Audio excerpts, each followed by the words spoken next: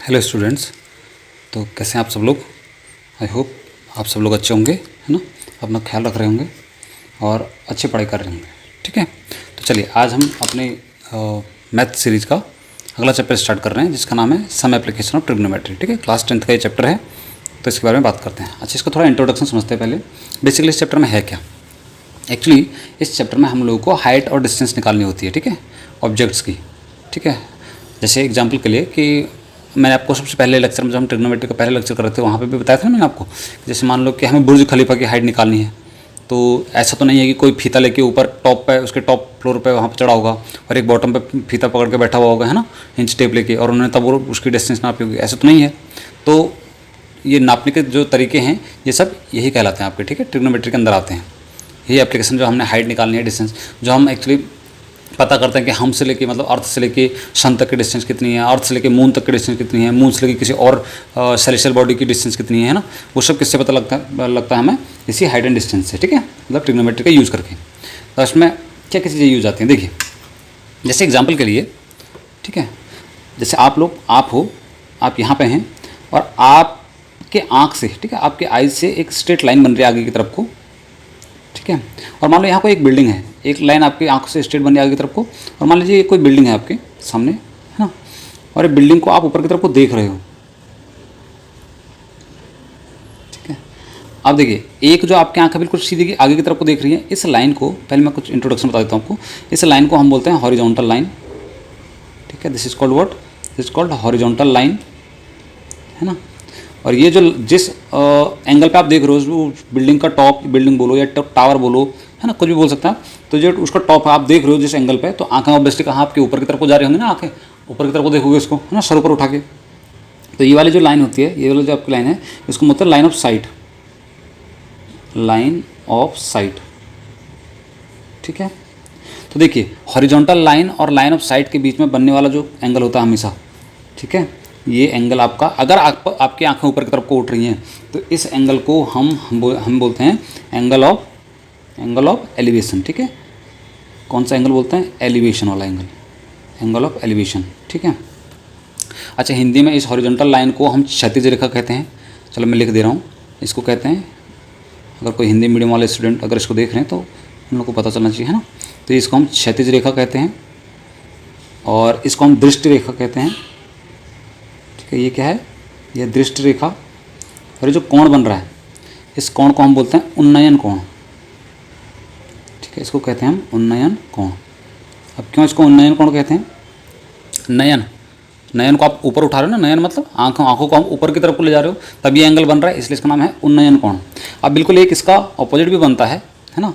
तो मान लो कि आप ऑलरेडी किसी बिल्डिंग की छत पर आप हो। ठीक है, मान लो ये बिल्डिंग है जिसकी छत पर आप बैठे हो यहाँ पे, तो एक तो आपकी आंखों से बिल्कुल सीधे आगे की तरफ कोई लाइन बन रही होगी, जिस लाइन को हमने अभी क्या पढ़ा, हॉरिजॉन्टल लाइन, है ना। ये क्या है, ये है हॉरिजॉन्टल लाइन, करेक्ट। और एक यहाँ से आप नीचे की तरफ को देख रहे होंगे, है ना, मान लीजिए ऐसे नीचे को देख रहे हो आप, ज़मीन की तरफ को, है ना। तो ये लाइन कहलाएगी आपकी line of site, correct, line of site. और इन दोनों के बीच में जो एंगल बनेगा, किसके बीच में, ध्यान रखना, यहाँ एंगल नहीं बनेगा। एंगल कहाँ बनेगा, हॉरिजॉन्टल लाइन और लाइन ऑफ साइट के बीच में, मतलब ये वाला जो एंगल है। अब क्योंकि आपकी आंखें यहाँ ऊपर आप बैठे हो, ये आपकी सीधे आंखों के बिल्कुल सीधे आगे की तरफ देख रहे हो, और यहाँ से आप फिर नीचे की तरफ को देख रहे हो, तो आपकी आंखें नीचे की तरफ को झुक रही हैं। तो इसको हम बोलते हैं अवनमन कोण। हिंदी में क्या, अवनमन कोण, और इंग्लिश में हम इसको बोलते हैं एंगल ऑफ डिप्रेशन।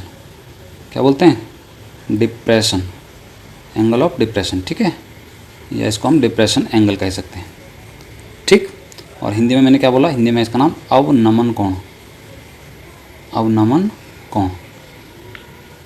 ठीक है, अच्छा, अब ये जो अवनमन कोण है जो यहाँ पर बन रहा है, ये एक्चुअली इसके इक्वल होगा, इस एंगल के।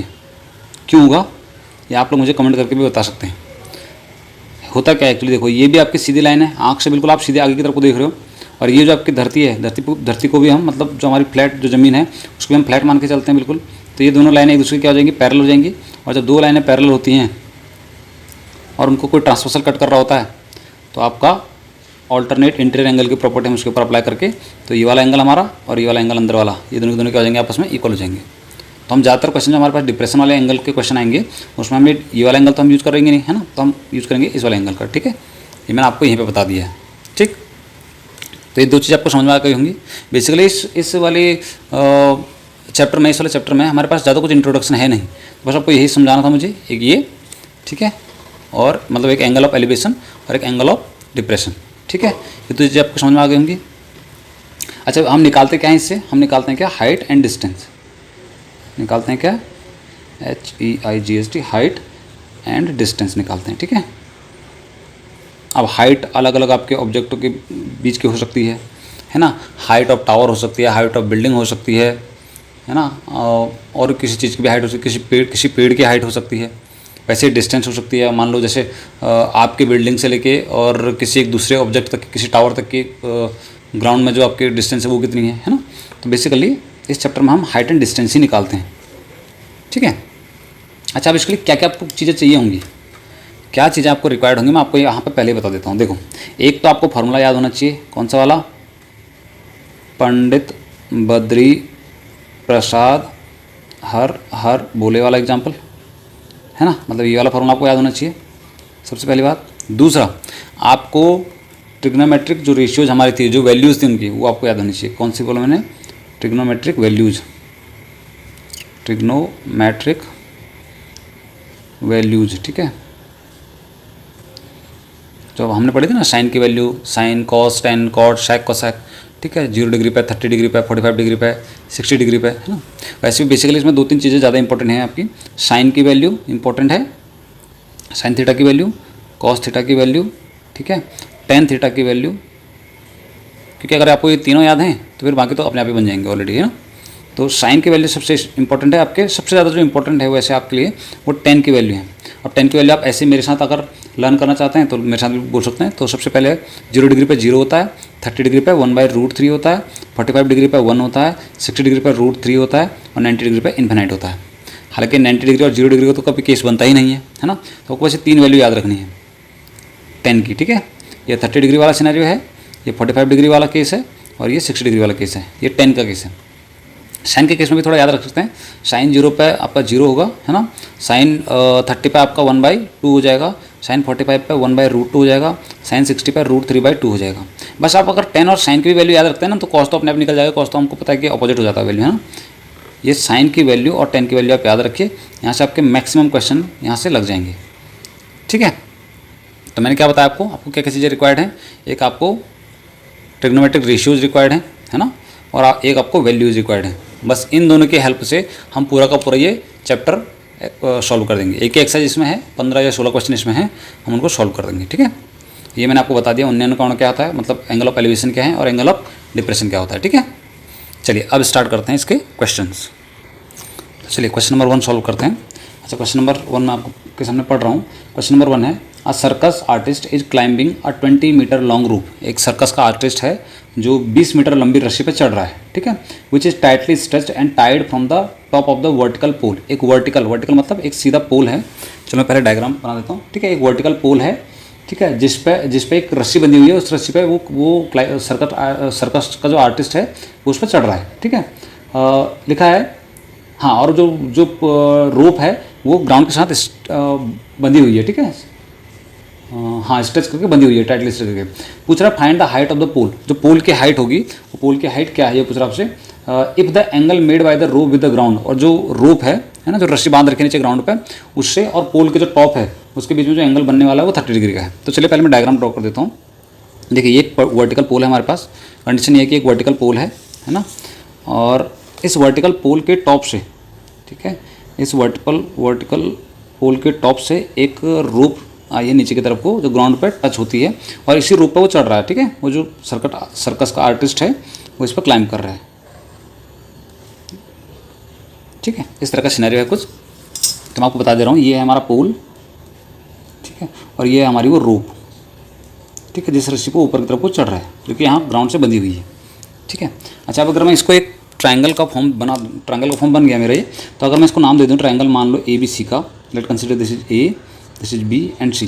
तो ऑब्वियसली देखो, एक चीज़ मैं और बता देता हूँ आपको, हम इस पूरी एक्सरसाइज में, ये पूरे चैप्टर में देखो, जितनी भी चीज़ें अर्थ पे हैं, मतलब चाहे कोई मकान हो या आप लोग खड़े हो, है ना, या कोई प्लांट है या कोई भी बिल्डिंग है या कोई आप पोल है, तो हम उसको ये मानते हैं कि वो अर्थ के साथ, मतलब धरती के साथ कितने डिग्री का कोण बना रहा होगा, कितने डिग्री का एंगल बना रहा होगा, 90 डिग्री का।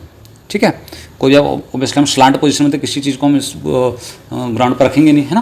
तो हम क्या मान के चलते हैं कि ये कितने डिग्री का एंगल बनाएगा, ये बनाएगा आपका 90 डिग्री का एंगल। ठीक है, अच्छा अब ये बोल रहा है कि जो ये रोप है, ठीक है, ये जो रोप है, ये रोप जहाँ पर मतलब ग्राउंड के साथ बंधी हुई है, जहाँ पे ये बना रहा है 30 डिग्री का एंगल। कितने डिग्री का? 30 डिग्री का एंगल। अब हमसे पूछा जा रहा है कि ये पोल जो है इसकी हाइट क्या होगी, मतलब बेसिकली अगर आप बोलें तो आपको निकालना ही इस ए बी की हाइट, कि ए बी की हाइट कितनी होगी। ठीक है, क्या हाँ, और जो ये रोप है, ये रोप की आपको लेंथ मिली हुई है, ये है कितना? 20 मीटर। ठीक है, चलिए अब अप्रोच करते हैं कि इस क्वेश्चन को हम करेंगे कैसे। तो देखिए हम क्या करेंगे, जो चीज़ आपको फाइंड आउट करनी है और जो चीज़ आपको मिली हुई है, इन दोनों का रेशियो बना देंगे हम।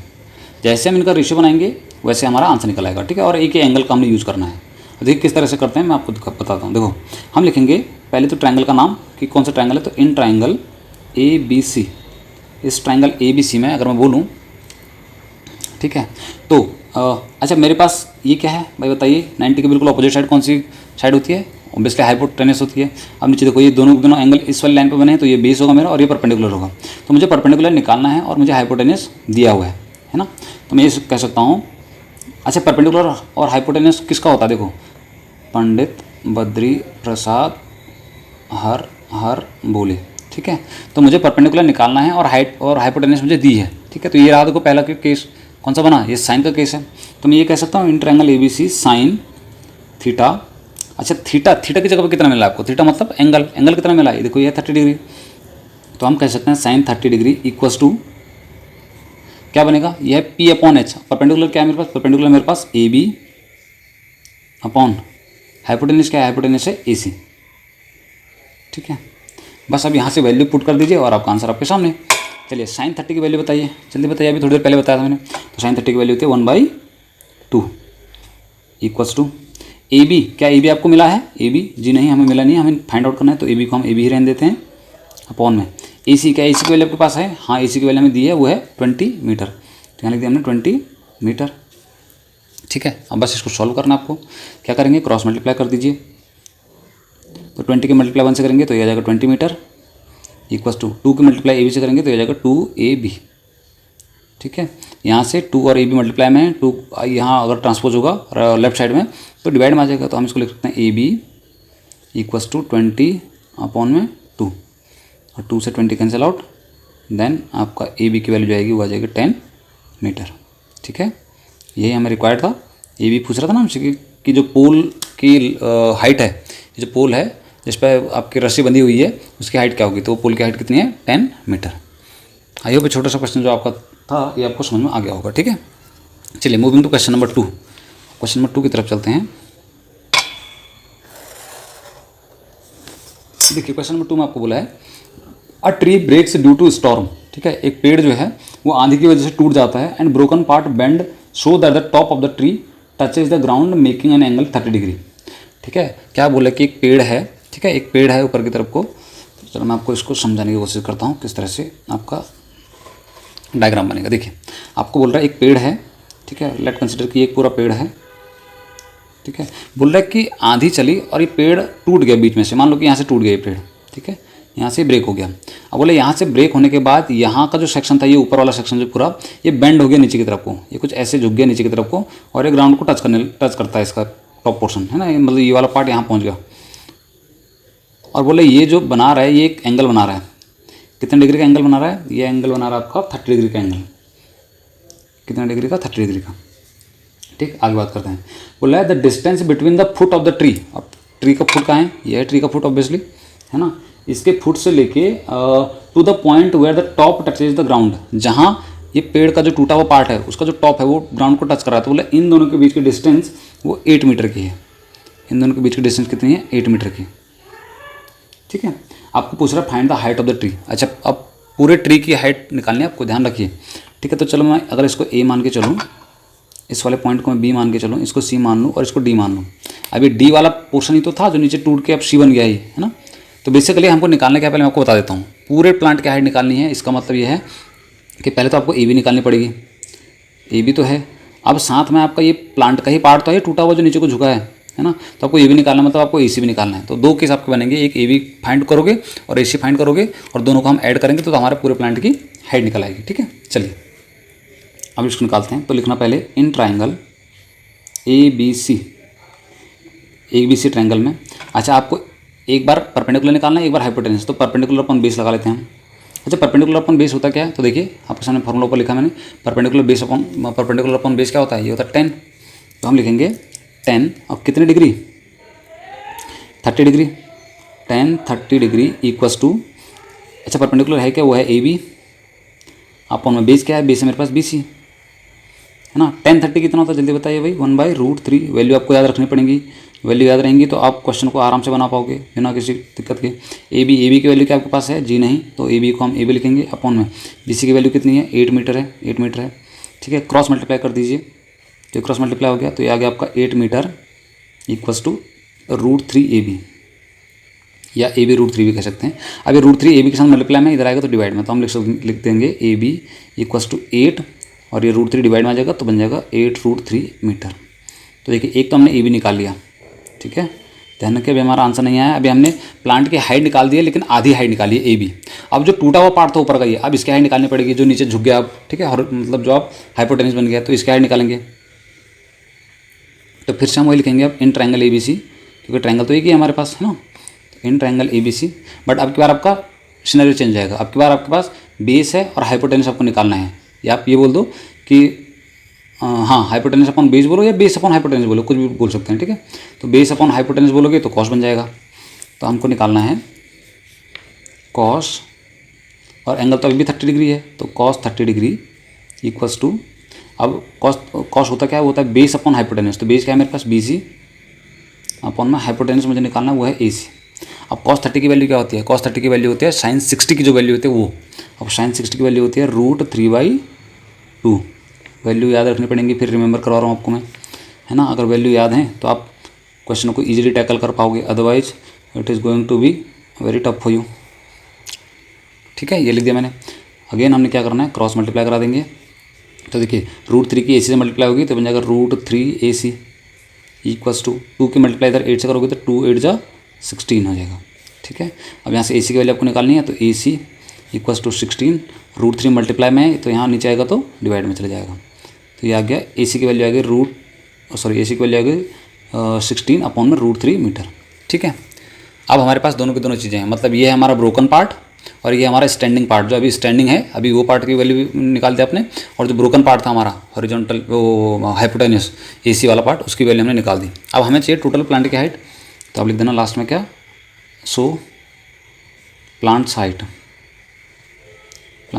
जो प्लांट की हाइट है एक्चुअल हाइट है वो कितनी होगी, वो होगी इक्वल्स टू क्या, AB जो स्टैंडिंग पार्ट है वो प्लस जो टूटा हुआ पार्ट था, और टूटा हुआ पार्ट क्या था AC। बस इन दोनों को ऐड कर दीजिए। चलिए ऐड करते हैं।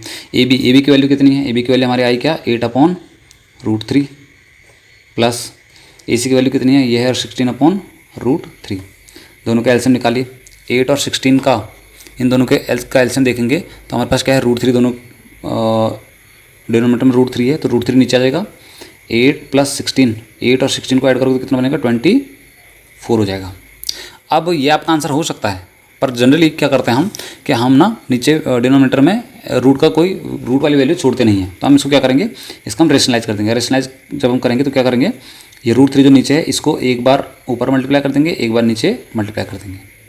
अब इससे होगा क्या, ऊपर तो बन गया 24 की √3 से मल्टीप्लाई करोगे तो बन जाएगा 24√3 अपॉन में √3 और √3 जो डिनोमिनेटर में है इनके आपस में मल्टीप्लाई करोगे तो बन जाएगा 3, और 3 की डबल से 24 कट हो सकता है कितना टाइम बताइए, तो 8 टाइम, तो 8√3 मीटर फाइनली जो आपकी वैल्यू आई है वो 8√3 आई है, और यही आपकी वो प्लांट की टोटल हाइट थी स्टार्टिंग से।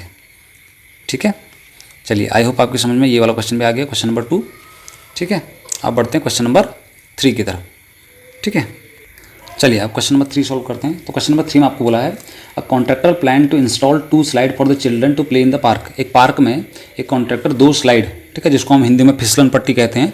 तो उनको जिसके ऊपर बच्चे ऊपर चढ़ते हैं फिर वहाँ से स्लाइड करते हैं नीचे की तरफ, है ना, उनको लगाने की इंस्टॉल करने की सोच रहा है। ठीक है, एक कॉन्ट्रैक्टर वो क्या बोल रहा है, for the children below the age of 5 year, जो 5 साल से छोटे बच्चे हैं उनके लिए वो स्लाइड कैसा रख रहा है, उस स्लाइड की हाइट है आपकी 1.5 मीटर, है ना, एक सेकंड, हाँ, उसकी जो हाइट है वो है 1.5 मीटर एंड और बोला है is inclined at a angle of 30 degree, और वो 30 डिग्री पे झुका हुआ है। ठीक है, चलिए इसको डायग्राम में ड्रॉ कर देता हूँ। ये कुछ ऐसा है कि जो 5 साल से छोटे बच्चे हैं, ध्यान रखना, ठीक है, उनके लिए है।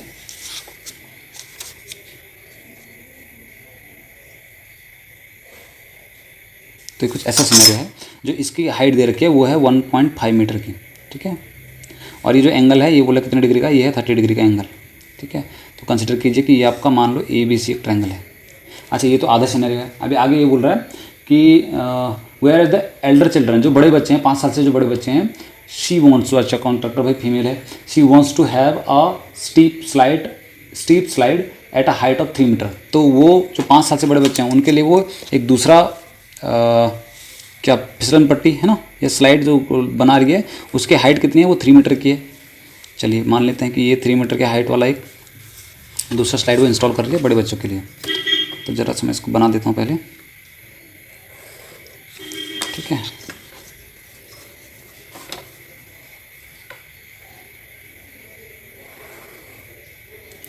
चलिए कुछ इस तरह का सिनेरियो है ना, 3 मीटर की हाइट वाला स्लाइड है, जो कि जिस बुलेट किस एंगल पे 60 डिग्री के एंगल पे ये इंक्लाइंड है।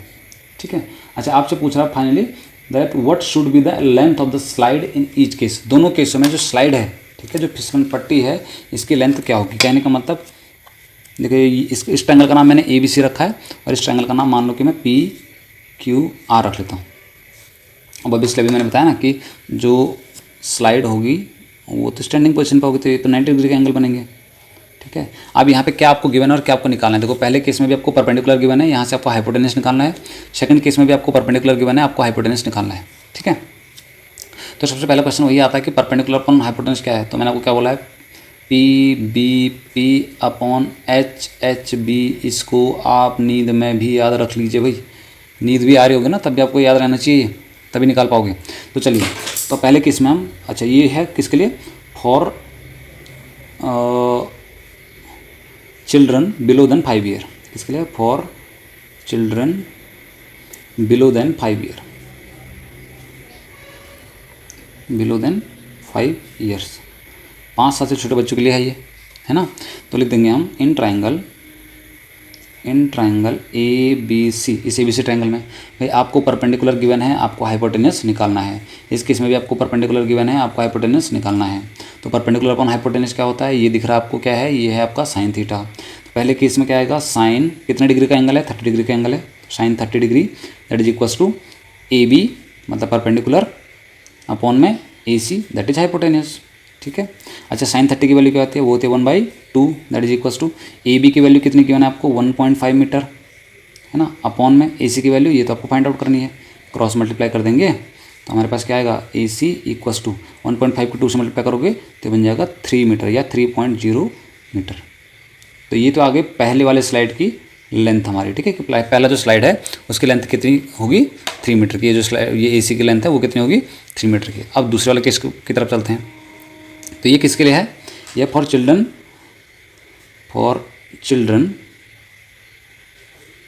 Above 5 year age, above 5 years age. ठीक है, जिनकी एज 5 साल से क्या है, ऊपर है। ठीक है, तो यहाँ पे ले लेते हैं इन ट्रायंगल, कौन सा ट्रायंगल है, PQR। सिनेरियो अभी भी बिल्कुल सेम वही है, परपेंडिकुलर आपके पास है, हाइपोटेनस आपको निकालना है। परपेंडिकुलर अपॉन हाइपोटेनस क्या होता है, साइन होता है, पर एंगल इस बार बदल गया है। तो साइन कितने degree, 60 degree, sine 60 degree that is equals to what, PQ that is perpendicular upon में PR दैट इज हाइपोटेनस। ठीक है, now what is the value of sine 60, sine 60 is nothing but √3/2। PQ what we have, value we have 3 meter upon PR, we need to find PR. Now cross multiply it, PR multiply with √3 it will become √3 PR, and 3 multiply with 2 it will become 6 meter, correct. Now PR equals to √3 multiply में है PR के साथ आ जाएगा, क्या बन जाएगा, divide में चले जाएगा √3। अब मैंने आपको अब क्या बोला, आंसर आपका ये भी हो सकता था, पर जनरली हम क्या करते हैं कि रूट को के साइन को हम नीचे डिनोमिनेटर में नहीं रखते, तो हम क्या करेंगे, इसका रैशनलाइज कर देंगे। रैशनलाइज करेंगे तो एक √3 के ऊपर मल्टीप्लाई, एक √3 के नीचे मल्टीप्लाई। बेसिकली जो बेस पर होता है उसकी मल्टीप्लाई हम ऊपर नीचे दोनों जगह कर देते हैं। 6 की मल्टीप्लाई √3 से होगी तो इट विल बिकम 6√3। √3 की √3 से मल्टीप्लाई होगी तो ये बन जाएगा 3। 3 के टेबल से 6 कट हो जाएगा 2 टाइम्स, तो ये बन के आएगा आपके पास 2√3 मीटर। यानी कि जो दूसरी स्लाइड है उसकी जो लेंथ आएगी वो आएगी 2√3 मीटर। अच्छा, आप कुछ बच्चों के क्वेश्चन आ रहे होंगे कि सर क्या हमने ऐसे ही छोड़ देना 2√3 में? हाँ, तो आपका आंसर पीछे बुक में यही दिया हुआ है। और अगर आपको रूट के फॉर्म में नहीं छोड़ना है तो आप √3 की वैल्यू फाइंड आउट कर लीजिए, ये आपके अराउंड 1.7 के समथिंग होती है। अच्छा, किसी को ये डाउट आ रहा होगा कि सर पहले वाले जो छोटे बच्चों के लिए जो आपका स्लाइड लगी है उसकी लेंथ तो 3 मीटर आ रही है, लेकिन जो बड़े बच्चों के लिए लगी है PR इसकी तो लेंथ ज़्यादा नहीं थी, ये 2√3 है। तो √3 की वैल्यू 1 पॉइंट समथिंग के अराउंड होती है, और 1.7 को आप 2 से मल्टीप्लाई करोगे तो ये 3 पॉइंट समथिंग जाएगी। ठीक है, ये आपके 3.4 मीटर या 3.5 मीटर के अराउंड जाएगी ये लेंथ, तो इसका मतलब ज़्यादा ही तो है ना। तो ये आपका आंसर हो जाएगा। ठीक है, चलिए, आई होप आपको क्वेश्चन नंबर 3 भी समझ में आ गया अच्छे से। Now moving to question number 4। Now question number 4 says the angle of elevation of the top of a tower. एक टावर है, ठीक है, इस टावर को मैंने AB मान लिया है। ये टावर है from a point on the ground, तो इसके टॉप की और ये इस ग्राउंड मतलब C पॉइंट से, ठीक है, बोल रहा है ये 30 मीटर की लेंथ पे है। एक सेकंड ना, angle of elevation of the top of a tower from the point on the ground which is 30 meter away from the foot of the tower. Okay, मतलब जो टावर का फुट है वहाँ से लेके और ये C पॉइंट तक की जो लेंथ दे रखी है ये दे रखी है आपको 30 मीटर की। ठीक है, ये 30 मीटर की लेंथ है आपकी। आगे बोलता है हाँ 30 meter away from the foot of the tower is 30 degree. अब ये एंगल जो है, ये एंगल भी बोल रहा है 30 डिग्री का बना रहा है साथ में। ठीक है, ये एंगल भी कितने डिग्री का है, 30 डिग्री का। आपको बोल रहा है find the height of the tower, मतलब ये AB की आपको लेंथ निकालनी है। तो ये आसान है बिल्कुल। अगर आपने ऊपर वाले ये क्वेश्चन देख लिए हैं क्वेश्चन नंबर 3 तक, तो आई होप कि ये क्वेश्चन नंबर 4 आप निकाल लोगे, और खुद से निकालने की कोशिश करो पहले आप। ठीक है, वीडियो बाद में देखना, अगर आपका आंसर नहीं आता तब वीडियो देखिए, अदरवाइज आप इसको खुद निकाल सकते हैं। तो चलिए, ट्राइंगल बना रखा हमने ABC, तो लिख लेते हैं इन ट्राइंगल ABC। इस ट्राइंगल ABC में क्या आपके पास है, क्या आपको निकालनी है? देखो, आपके पास बेस है, आपको निकालना है परपेंडिकुलर। ठीक है, अच्छा, बेस अपॉन परपेंडिकुलर क्या होता है, या फिर आप उल्टा बोल दो कि परपेंडिकुलर अपॉन बेस क्या होता है, तो ये हमारे पास tan थीटा होता है। ठीक है, याद रखना आपको। तो हम लिखेंगे tan, कितना डिग्री दिया है, वैल्यू दी आपको 30 डिग्री की, तो tan 30 degree equals to perpendicular upon base. Perpendicular क्या है आपके पास, AB है, बेस क्या है आपके पास, CB है। ठीक है, अब वैल्यू रख लीजिए। tan 30 की वैल्यू कितनी होती है, याद रखनी है भाई आपको, ये वैल्यू 1/√3 इक्वल्स टू AB की वैल्यू तो मेरे पास है नहीं, ये तो मुझे निकालनी है ना। तो AB अपॉन में CB की वैल्यू कितनी है, ये है 30 डिग्री, 30 मीटर।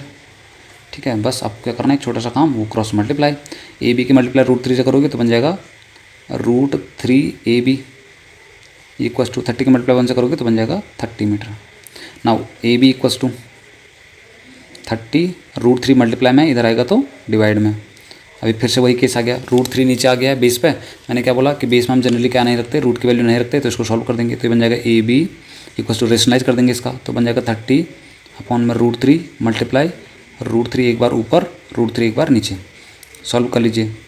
ठीक है, 30 की 3 से मल्टीप्लाई करोगे इट विल बिकम 30√3 अपॉन में √3 की मल्टीप्लाई करोगे तो बन के आएगा 3 के टेबल से 30 को कट करेंगे तो कितना टाइम कटेगा, 10 टाइम। तो जो फाइनली आपका आंसर आया वो आया 10√3 मीटर। ठीक है, ये आपका आंसर हो गया क्वेश्चन नंबर 4 का। आई होप ये भी आपको समझ में आ गया होगा। ठीक है, आसान से क्वेश्चन है बिल्कुल अभी तो। चलिए अब बढ़ते हैं नेक्स्ट क्वेश्चन की तरफ।